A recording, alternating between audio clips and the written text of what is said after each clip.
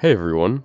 So today is Origins Day at the Expo, and they don't have a massive lineup of ships, but they're all pretty diverse in size and role. So here you can see that layout, and interestingly enough, it looks like the 600i Exploration isn't going to be featured here. So if you do want to rent that one, I guess you'd have to go pay to rent it at one of the rental kiosks. But also if they do the same thing with the final 2 days of the Expo like they did last year, it might be available when they make all of the ships available again. Alright, starting off to the left here, this is the 600i Touring. So the 600i Touring is meant to be a luxury ship, and there have been varying answers on this, but debatably it's going to be one of the entry-level ships to get into that luxury transport profession. It's got 4 guest bedrooms, I believe, on it, so hopefully you'll be able to use those to transport passengers around and make some credits doing so. But for now, it's a combination of the 3 size 5 weapon hardpoints and now 2 large shields makes it a surprisingly good PvE bounty hunting ship. So if you haven't tried it out for that, you might want to check it out, and you'd probably be surprised by how capable it is. And then in the middle here we have the currently largest player ownable and flyable ship in the game, the massive 890 Jump. This thing is an absolute beast, and it's packed with features even for a luxury ship, with a hangar, medical bay, a large amount of cargo space, vehicle bay, and all sorts of extra luxury features, including a sauna and a pool. One special thing that this can do is it can dock with stations, so if you haven't gotten to try out that new docking collar feature, you might want to rent one of these just to fly it up to Port Tressler and dock it there, because it's really cool to look out those docking tubes and see a massive ship docked there. Then here we have the 125A. I personally like how the 100 series is in-game, but in terms of out-of-game pricing, it doesn't really make the most sense. And since these are starter ships, there's not all that much reason to earn them in-game. But I guess if you want a small ship that you can fit multiple of in the 890's hangar, this is good for that. And these are pretty capable for how small they are. Anyway, this being the combat variant, it has extra missiles compared to the other 100 series variants. But other than that, it's pretty much the exact same. Alright, and then here we have the 135C, which is the cargo variant, but this is also the one that makes the least sense in my opinion because it's the most expensive, and it's actually more expensive out of game than a 300i, which is a much more capable ship. Again, these are very cool looking and very capable for their size. They're just starter ships that are more comparable with something like an Aurora or Mustang than something like a 300i or Titan, but they're being sold for around that price point. Then here is the base 100i. Same thing goes for this with the other 100 series ships. I do like the design. Just like a lot of other Origin ships, it's not very practical. Okay, and then in this room off to the side here, we've got the 300 series and the newly introduced 400i. Starting off with the 350R, this is the racing variant of the 300i. So this one I believe has the least cargo space, either that or it's tied with the 325A. It has the same weapons hardpoints as the other 300 series ships, but the interior is slightly different. It's a bit more stripped down looking in there to fit with the racing theme.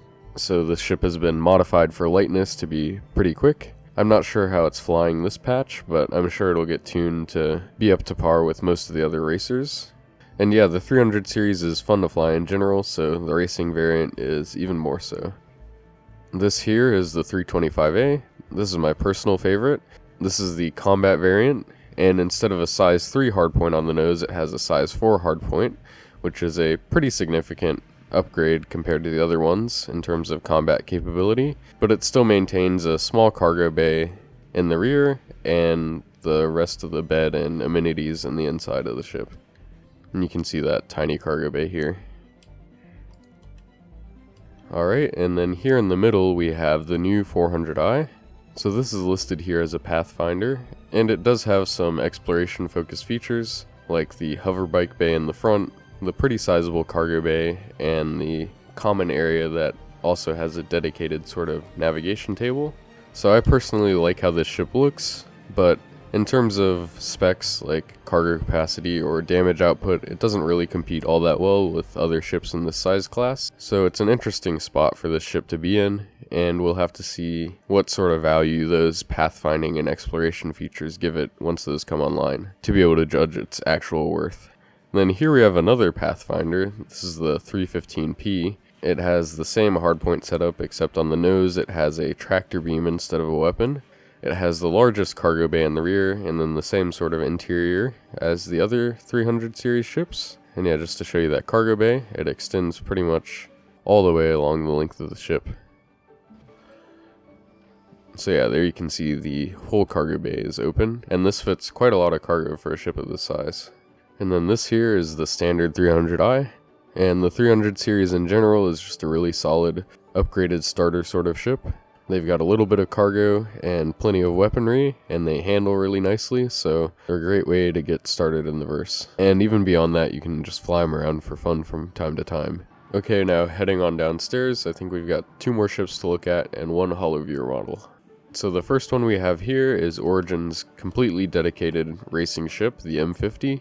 This is a very compact ship, and it's very fast and nimble. Doesn't have the most in terms of weapons hardpoints. It's 2 size 2s and only 2 missiles as well. But these things are a pain to hit in combat. So while they're not really meant for combat and they're mostly focused on racing, they can be pretty pesky in combat scenarios as well. But yeah, these are eventually going to get some sort of modularity with these bespoke engines even, which will be an interesting feature to see how that plays out. And hopefully that'll be accompanied with some racing content in the verse, because I think that's a profession that could be pretty easily implemented, but would add some much needed diversity to the gameplay loops that we have available now.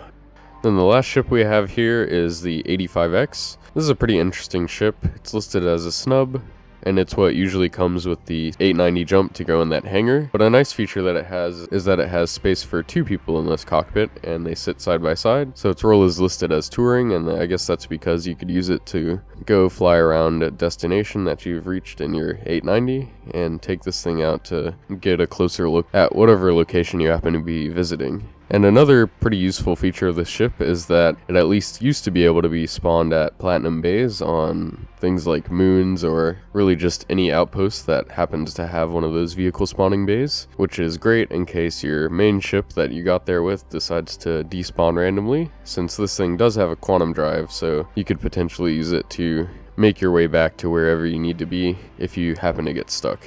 Okay, and then the holo viewer model for today is the G12. There's going to be a couple variants of these. I think the one being shown here is the G12A, which is the one with missiles. You can see those in the rear there. But this is the rover that's meant to go along with the 600i exploration, and it's going to be similar in size to something like an Ursa, and should be capable for the same sort of exploration applications. Although this one here is supposedly used by the military, I would guess in some sort of VIP transport role. So yeah, it's an interesting design for a rover, and hopefully we'll see this in game sometime soon, although it's not the most necessary thing since rovers aren't super useful at the moment.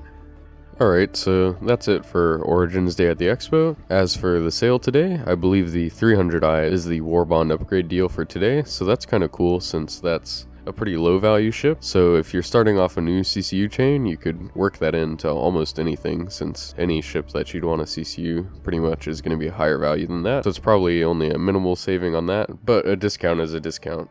As for the rest of the ships, they're Origin ships, so you're either going to love them or hate them, but they're all in-game except for the rovers and the hoverbike, so they're probably not going to change in price. The 600i might slightly change once it's had its gold pass done, depending on the extent of the changes that they make when they do that, but I don't expect anything too crazy out of that.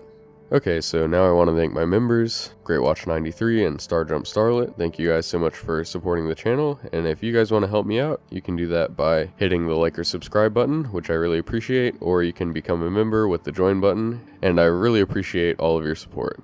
Thanks for watching.